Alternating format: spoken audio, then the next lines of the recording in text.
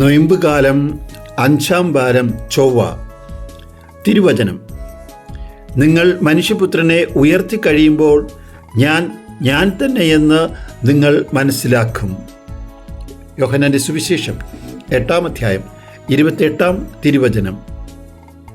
മനുഷ്യരക്ഷയ്ക്ക് വേണ്ടിയുള്ള യേശുവിൻ്റെ ബലി പാടുപീഡകളോടുകൂടിയ കുരിശുമരണം വഴി ആയിരുന്നു. യേശുവിൻ്റെ തന്നെ വാക്കുകളിൽ യേശു ഭൂമിയിൽ നിന്നും ഉയർത്തപ്പെടുമ്പോൾ എല്ലാവരെയും തന്നിലേക്ക് ആകർഷിക്കും.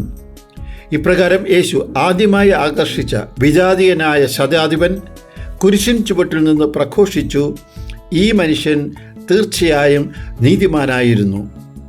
ഉയർത്തപ്പെട്ട ക്രിസ്തു എല്ലാവരെയും തന്നിലേക്ക് ആകർഷിക്കുക എന്നത് ദൈവികമായൊരു പദ്ധതിയാണ്.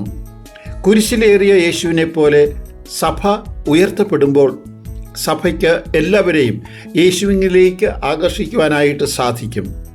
ക്രിസ്ത്യാനിയായ ഞാൻ യേശുവിനെ പോലെ ഉയർത്തപ്പെടുമ്പോൾ എനിക്ക് എല്ലാവരെയും യേശുവിലേക്ക് ആകർഷിക്കുവാനായിട്ട് സാധിക്കും.